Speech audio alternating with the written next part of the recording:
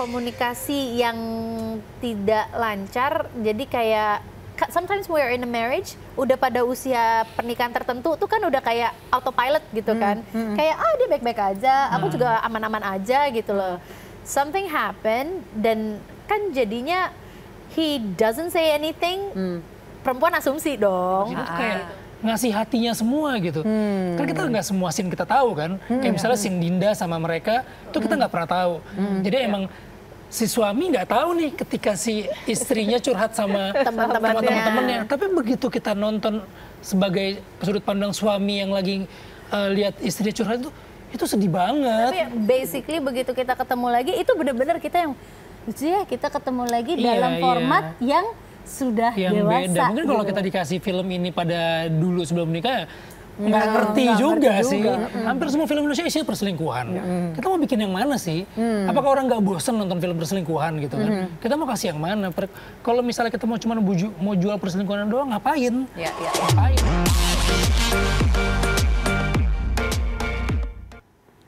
Hello Insertizen, apa kabar? Senang sekali bisa kembali menemani Anda di iTalk, dan pemirsa kita tuh boleh berbangga hati loh. Karena sekarang setiap kali kita melihat film-film yang ada di bioskop itu banyak banget film Indonesia yang berkualitas. Genre-nya juga macem-macem. Mungkin kalau kamu termasuk yang I want something yang bisa membuat kontemplasi hidup. Jadi nggak cuma horor-horor, misalnya nih, I've got the perfect movie for you. Namanya adalah Hanya Namamu Dalam Doaku. Nah, sebelum aku ngomong terlalu banyak, karena nanti kita akan ngobrol langsung dengan cast-nya, aku mau ngajak para Insertizen untuk lihat dulu trailernya berikut ini. Sekarang aku tanya sama Mas, kamu selingkuh apa dia apa enggak? Iya, aku selingkuh. Karena dia yang baik untuk Nala. Sebaiknya kita pisah.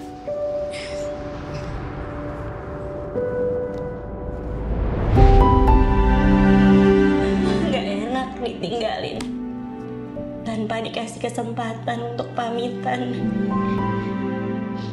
Kalau Arga udah minta pisah sama lo, itu artinya udah jatuh talak buat lo.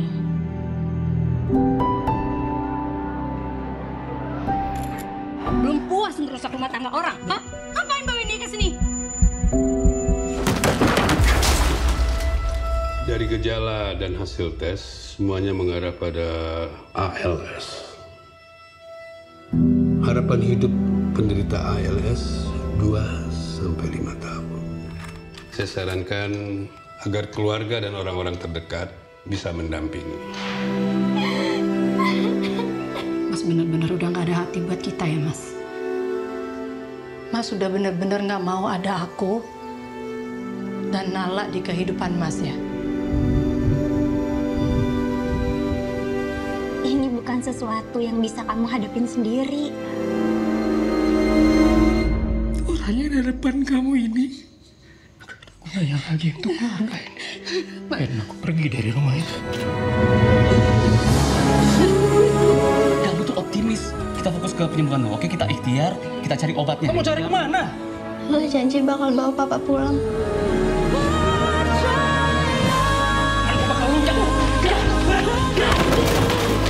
Cowok tuh sering banget ngerasa berhak ngambil keputusan sepihak untuk pasangannya. Tuh dong, ini sampai merinding loh. Kayaknya nonton dari tadi nahan nafas begitu trailernya keluar. Gitu. Wow man, so heavy. Apa yang kamu rasain? Emotionalnya so heavy, apalagi tadi dibuka dengan permintaan pasangan untuk bercerai ya. Dari lagi konflik-konflik itu tiba-tiba jeder kata yang sebenarnya kita korek-korek, ternyata kedengeran juga pas ternyata keluar tuh nggak enak ya. Oke, tar dulu, kita perkenalkan dulu.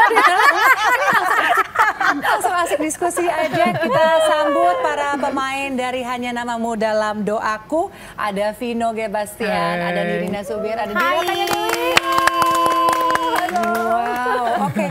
Walaupun udah mulai bisa dari trailernya tadi ya, kita udah mulai bisa membayangkan ya seperti apa jalan ceritanya. Tapi mungkin dari para castnya bisa menceritakan sebenarnya ini film mengenai apa dan apa pesan yang mau disampaikan. Cap cip cup, which one? Kembang kuncup. Ya sebetulnya basically film ini cerita tentang keluarga.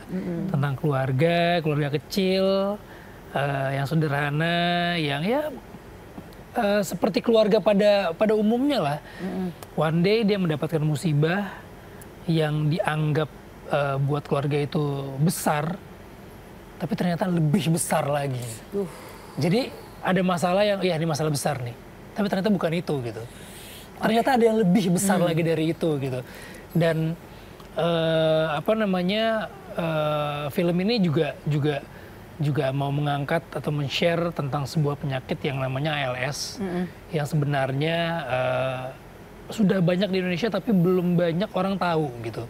Walaupun film ini nggak seluruhnya cerita tentang pejuang ALS itu, tapi ini menjadi sebuah sebuah pintu untuk kita bisa teredukasi lagi terhadap itu, dan kita bisa lebih peduli terhadap penyakit ALS itu maupun penyakit yang lain ya sebenarnya sih. Maksudnya kalau penyakit itu kan maksudnya ya there are others, tapi sebenarnya belum pernah diangkat sebelumnya, dan ada penyakitnya adalah ALS. Oke, nanti kita akan bahas lebih detail ya, karena tadi aku sempat browsing sedikit, jadi memang ini penyakit yang juga bisa dicetus akibat stres juga ya sebenarnya kan? Bisa, tapi kurang bisa dibilangin hanya karena itu gitu loh. So sebenarnya penyebabnya aja belum ada, diagnosa aja masih suka salah gitu loh. Maksudnya kayak hanya beberapa dokter yang masih baru bisa bilang oke, ini ALS, tapi most of them are like dikirain asam urat gitu kan, dikirain stroke gitu loh. Makanya di sini ada sisi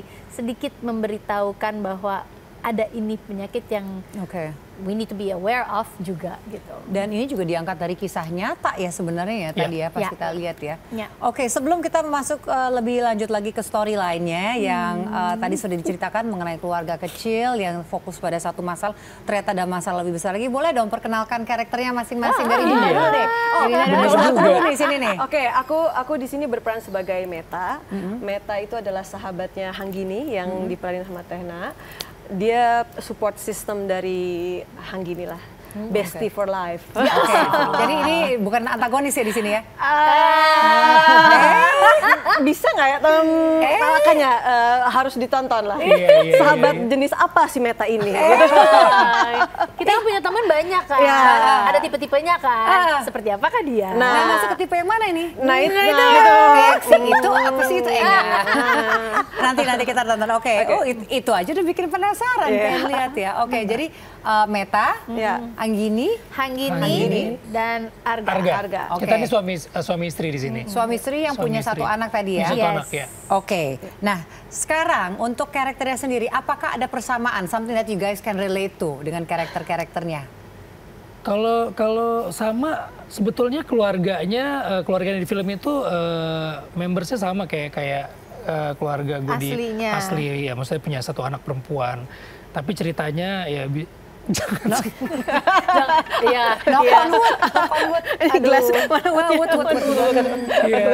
tapi apapun masalahnya, buat si Hanya Namamu Dalam Doaku ini, kita tuh jadi bukan belajar sih, bahwa setiap keluarga tuh punya ceritanya masing-masing, punya story masing-masing, dan jangan pernah membandingkan keluarga kita dengan keluarga yang lainnya gitu, karena pasti punya kelebihannya masing-masing gitu ya. Perjalanannya masing-masing. Banyak banget ya sebenarnya ya yang nilai-nilai yang film ini pengen sampaikan juga ya. Dan multi angle maksudnya dari ibu dan bapak, maksudnya hubungan relationship orang tua, terus sudut pandang anak sebagai single child gitu kan, terus gitu ya dari persahabatannya juga gitu. Jadi kita tuh penasaran sebenarnya. Jadi kayak film ini tuh kayak kalau ditonton tuh pasti orang-orang juga kayak kita udah tanya-tanyain gitu, berapa kamu kena di mana, and it's different answers gitu. Jadi ini benar-benar bukan kayak hitam putih ya, sudah pasti satu orang yang benar, satu orang yang salah ya. Everybody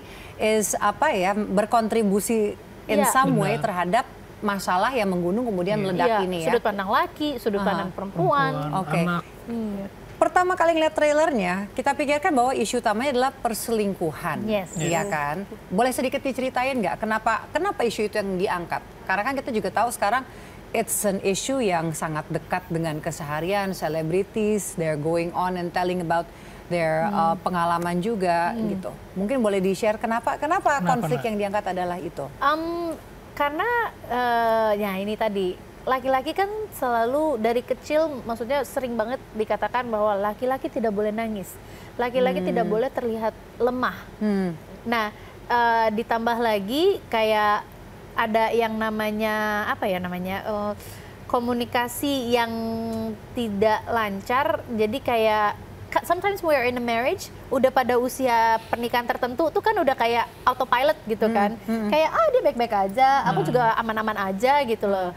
Something happen dan kan jadinya he doesn't say anything, perempuan asumsi dong, gitu loh. Jadi ya itu tadi yang dibilangin bahwa kamu ini ya, ternyata basically it's not that, it's just that he doesn't want to show kelemahannya dia, ya udahlah gitu loh. Tapi sepertinya dia menunjukkan kelemahannya dia curhat sama perempuan lain tuh, makanya perselingkuhan itu terjadi. Gue agak merasa ini ada 3 perempuan. Kayaknya gue itu harga itu kurang punya backingan kayak ini. Kamu pas syuting ini itu nggak sih, Caca nanya nggak, maksudnya reflecting juga ya, kamu kalau kayak gitu bakal gini ya? Iya nggak, ada nggak pembicaraan? Sebenarnya enggak sih, kita tuh nggak pernah menceritakan detail terhadap project kita tahu ada project ini. Jadi bahkan kalau di rumah tuh hampir jarang banget ngebahas pekerjaan sih, kecuali kalau misalnya kita mau curhat nih, ada kayak gini, aku baiknya gimana ya. Cuman yang menarik adalah film ini kan dibuat sama Cinemaku Pictures. Cinemaku Pictures ini dia memproduksi banyak film Gen Z. Kita gitu. yang milenial. Gen Z. Jadi begitu kita baca skrip ini waktu reading pertama, karena kebetulan kita udah berumah tangga, jadi banyak banget kita readingnya kayak kalau di rumah tangga kayak gini nih. Coba ya kita koreksi ya, gimana kita tukar pikiran ya gitu. Tapi nggak bisa disalahin juga, angle yang dia ambil itu cocok banget dengan angle anak yang ada di film ini. Jadi ternyata pemikiran kita sebagai orang tua dengan pemikiran tim Cinemaku gitu, yang kebetulan belum menikah, itu punya 2 perspektif yang beda. Menarik banget. Terhadap anak punya pandangan terhadap orang tua seperti apa, orang tua punya pandangan seperti apa. Makanya akhirnya yang menarik adalah skrip ini ada 3 angle. Dari suaminya, melihat keluarga anak dan istrinya seperti apa, istrinya ngelihat suami seperti anak seperti apa, dan anaknya ngelihat ibu bapaknya tuh seperti apa. Which represent anak-anak sekarang yang mungkin mereka juga belum menikah ya, mereka memiliki suatu image yang berbeda. Pengen tahu, kamu kayaknya deket-deket ke Gen Z juga? Karena aku sebenarnya enggak sih, aku milenial tapi aku belum menikah. Jadi sudut pandangnya anak, serius anak. Jadi pas aku lihat tuh justru aku bisa merasakannya dari sudut pandang si anak, karena aku belum pernah menikah. Oke, boleh let's discuss, let's share. Aku pengen tahu nih pandangan orang-orang yang mungkin ya dari kacamata Gen Z atau yang belum menikah dengan yang sudah lebih matang atau sudah menikah gitu. Dinda, kamu gimana kalau ngelihat ya, especially dari perspektif di film ini? Jadi aku lebih melihat kayak jadi orang tua tuh bisa mungkin mengambil keputusan seperti ini yang mungkin anak-anak tuh tidak mengerti gitu. Kita selalu bertanya kan, kenapa sih bokap gue kok begini, nyokap gue kok gini sih? Kita selalu bertanya-tanya, tapi ternyata pas nonton film ini dan bergabung di film ini, aku jadi kayak, jadi mungkin banget ya ternyata ada keputusan-keputusan yang kita pertanyakan tuh dari sudut pandangnya ya orang tua gitu loh. Jadi mendapatkan perspektif yang berbeda ya justru dari kacamata orang tuanya sendiri ya? Iya. Buat aku yang belum menikah ya. Jadi emang film ini buat semua golongan sih pas sih menurutku. Pertanyaan lagi, apakah ini membuat yang tidak menikah menjadi nggak pengen menikah? Ini penting. Jadi gimana, Din? Ini aku nih. Ya lumayan mikir sih, lumayan kayak, tapi ada sisi positifnya kayak misalnya, nanti berarti kalau nikah ada hal-hal yang kayaknya gue jangan kayak gini deh gitu. Oke, ada pelajaran lah. Jadi ada introspeksinya juga ya. Pasti. Karena jujur kayaknya kalau anak-anak sekarang kan banyak banget yang kayaknya aduh nikah nanti aja deh, atau kalaupun nikah jangan punya anak dulu deh, karena mungkin takut dengan perubahan hidup saat harus menikah, takut menghadapi tantangan-tantangan yang seperti ini. Well, saya yakin ini kan mengenai perspektif ya. Setiap orang pasti memiliki perspektif yang berbeda. Jadi nanti Insertisan mesti nonton sendiri nih ya. Tapi yang saya mau ulik adalah mungkin scene yang paling berkesan. Atau mungkin benar-benar kayak, wah, when you are reading the script, kena bangetnya nih di scene ini. Apa coba masing-masing dari Vino dulu? Gue tuh sebenarnya bukannya semata-mata karena film gue. Cuman ketika nonton film ini, gue nggak, waktu kita ngejalanin ini kita ngejalanin berdasarkan by script gitu kan, seperti yang biasa. Tapi begitu kita preview pertama kali, setelah diedit, setelah mereka melakukan FGD berapa kali gitu, masukan dari luar. Itu salutnya kepada Cinemaku ya. Ini, jadi mereka detail banget. Terus mereka QC lagi ke dokter yang paham soal ini. Gue ngerasa jadi kayak mereka tuh berusaha untuk menyelamatkan tiap scene di film ini. Wow. Jadi ketika kita nonton film ini, scene yang kita anggap ini scene ini sebetulnya biasa aja. Tapi editor, sutradara, dan cast yang terlibat di sini tuh kayak ngasih hatinya semua gitu. Kan kita nggak semua scene kita tahu kan. Kayak misalnya scene Dinda sama mereka, itu kita nggak pernah tahu. Jadi emang si suami nggak tahu nih ketika si istrinya curhat sama teman-temannya. Tapi begitu kita nonton sebagai sudut pandang suami yang lagi lihat istrinya curhat itu sedih banget. Nah, kayak ini scene ini nih emang bener-bener adegan-adegan ini bener-bener kayak dibuat tuh emang bener-bener gimana ya naik khusus. Sebenarnya buat eye opener buat segala angle gitu loh. Maksudnya kayak anak-anak jadi mengerti kenapa orang tua mengambil keputusan yang kadang-kadang tidak melibatkan anak, tapi anak-anak nggak ngerti terus mereka pikir kayak kok kita nggak dibelain. Padahal it's the best for the kids gitu kan. Sementara kayak suami istri juga ya dia juga punya keputusan yang dia ambil sendiri gitu. Aku juga kan kayak aku cuman butuh dilibatkan. Apa sih ini gitu loh. Terus how does that experience akhirnya affect kalian sendiri dalam rumah tangganya masing-masing? Vino bilang sendiri kan ketika menonton the final cut akhirnya bisa melihat perspektif istri yang lagi curhat ke temennya. Yang kamu nggak tahu pada saat lagi proses syuting. Sebetulnya kan kalau dalam kondisi yang di film ini, Arga karakternya yang gue mainin itu kan sebetulnya dia udah di fase yang kayak dia terlalu cinta dengan keluarganya, akhirnya dia menopang semuanya, dia nggak boleh terlihat lemah. Apapun yang keluarganya mau dia kasih, karena cinta yang terlalu besar itu gitu. Kalau cinta kenapa selingkuh? Nah, makanya kita harus nonton filmnya. Harus nonton, Mbak. Aku udah emosi. Tenang, Mbak. Oke, minum. Mbak boleh minum teh dulu, Mbak. Saya pulang dulu dah. Ini kalau lagi ada cerita perselingkuhan terus ada teh, ini kru jangan taruh teh loh di sini bisa tiba-tiba. Tiba-tiba dilempar. Tapi aku di film ini justru kayak paling suka ya scene-nya ya saat mereka berdua. Mereka berdua tuh rasa kehangatan rumahnya tuh terasa banget. Ada ya. Kita nggak bisa lihat diri kita sendiri. Nah, di awal-awal, misalnya kalian tuh rumah tangga yang hangat, jadi kayak kangen pulang gitu loh. Jadi ketika kangen pulang tapi abis itu mikir di rumah ada siapa ya, nggak ada siapa-siapa. Gue tahu, ujung-ujungnya ngawak ya. Kangen suami, tapi nggak ada suaminya.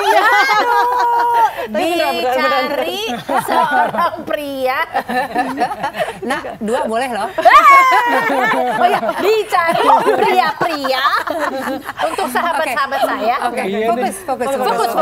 Oke. Tadi pertanyaannya apa ya?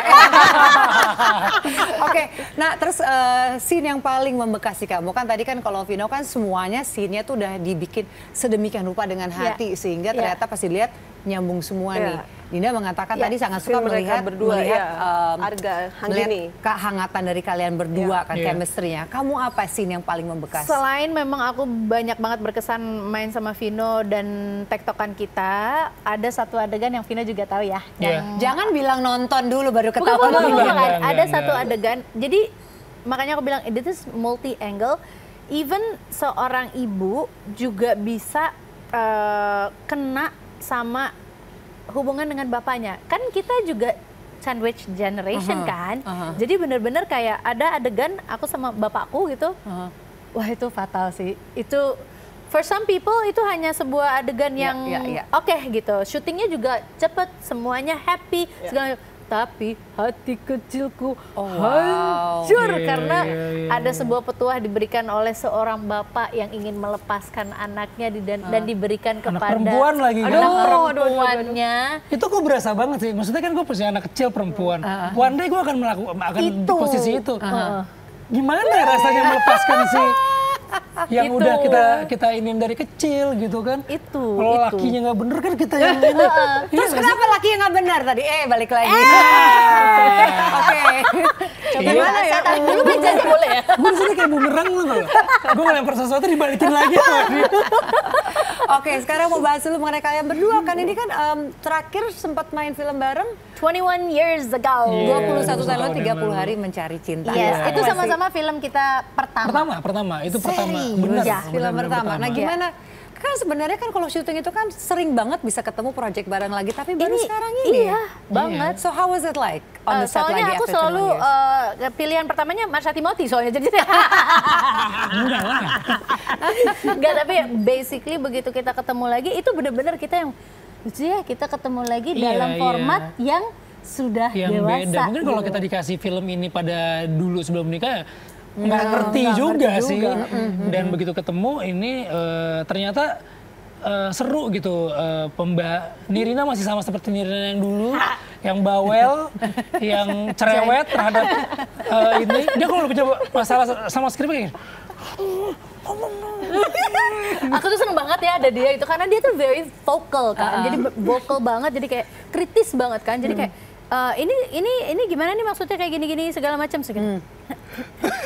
Ngomong dong, ini yang ini juga udah nih. Tapi begitu dia vokal dan ternyata dari sinemaku juga enak tektokannya sama Mas Rekanya juga, direkturnya gitu kan, sama produser-produsernya gitu. Sampai kita kayak begitu ngeliat Vino gitu, oke, saya berani bersuara. Jadi gini. langsung Cari backingan dulu. Masih meraba, pertama kali kerja sama sinemaku, oke. Kenapa gue ikut? Tapi artinya kan ini enak sekali ya. Jadi banyak diskusi yang bisa semakin memperkaya gitu ya ceritanya seperti ini ya. Seberapa kalian involve untuk bisa masukkan, apalagi sudah menikah? Beda dengan ceritanya kalau this movie was for you to play 21 tahun yang lalu gitu. Seberapa film ini bisa berkembang jadi kalian bisa memberikan itunya sendiri ke karakternya? Very much. Jadi banyak ya perubahan-perubahan. Kita nggak berusaha untuk merubah alur skripnya, cerita. karena buat kita itu adalah sebuah karya para penulis yang luar biasa ini gitu. Kita cuma mau discuss tentang logika-logika yang sekarang. Misalnya kalau tadi kita ngomongin perselingkuhan, hampir semua film Indonesia isinya perselingkuhan. Kita mau bikin yang mana sih? Apakah orang nggak bosen nonton film perselingkuhan gitu kan? Kita mau kasih yang mana? Kalau misalnya kita mau jual perselingkuhan doang, ngapain? Ngapain gitu? Oke. Jadi apa yang membedakan perselingkuhan di film ini dengan film-film yang lain? Keretakan komunikasi. Keretakan komunikasi. Jadi nggak semata-mata cuma salah satu pihak saja ya, ada pihak-pihak lain yang salah. Tidak. Makanya angle-nya itu ada 3 angle, nggak memenangkan salah satu gitu loh. Itu yang membedakan film. Tapi ini tidak membenarkan perselingkuhan juga kan? Tidak juga. Tidak. Langsung itu tidak. Gue harus jawab apa lagi kan? Sebenarnya mau bahas mengenai karakter kalian masing-masing, tapi I'm so amazed dengan cerita ini bikin aku penasaran banget. Mau bahas lagi mengenai komunikasi. Again ya dengan pengalaman kalian masing-masing baik berumah tangga ataupun dengan hubungan apapun itu, seberapa pentingnya komunikasi dan kerentanan miskomunikasi itu. How can you avoid that? Apakah kita harus all the time bisa membaca pikiran pasangan kita to be the good communicator itu? Kalau memang ya kan kita introspeksi tidak semudah itu juga kan? Betul, makanya aku tuh senang, maksudnya kayak film ini itu tuh memberikan perspektif terhadap kalau kayak misalnya nih kalau lo begini jadinya begini gitu. Jadi kan itu sebuah kayak bukan menggurui tapi cuman kayak pemaparan problem. Jadi kalau misalnya buat kita ya tadi yang kamu bilang gitu. Jadi kalau misalnya kita nonton ini bisa kontemplasi gitu loh karena gue tuh nggak gini mungkin karena ini ya gitu loh. Jadi ini tuh bener-bener kayak ya menyuguhkan itu, jadi kayak dari penyakitnya itu sendiri ya kan kita memberitahukan tanpa mengesan menggurui gitu, tapi memberitahukan bahwa ini ada gitu kan. Sama juga dengan hubungan. Kalau kamu mengambil langkah yang ini, jadinya seperti ini. Ada pihak yang merasa seperti ini, ada pihak yang seperti ini. So your choice, maunya mau gimana? Tapi kan terkadang kan masalah komunikasi itu terjadi ketika komunikasi itu baik-baik aja sebenarnya. Iya. Ouch. Ya, coba diulang ini bisa menjadi. Biasanya masalah itu terjadi ketika suasana itu ya justru baik-baik aja. Ada komunikasi yang baik. Bukan perlu dicurigai ya, tapi dari apa namanya, dari banyak yang kita baca, kita riset, kita ketemu dan penulisnya itu riset. Terkadang tuh masalah itu justru timbul ketika semua dalam kondisi nyaman, dalam kondisi aman. Kata Nak tadi udah autopilot, jadi menganggap semuanya everything is fine aja. secure, fine. Gitu. Oh.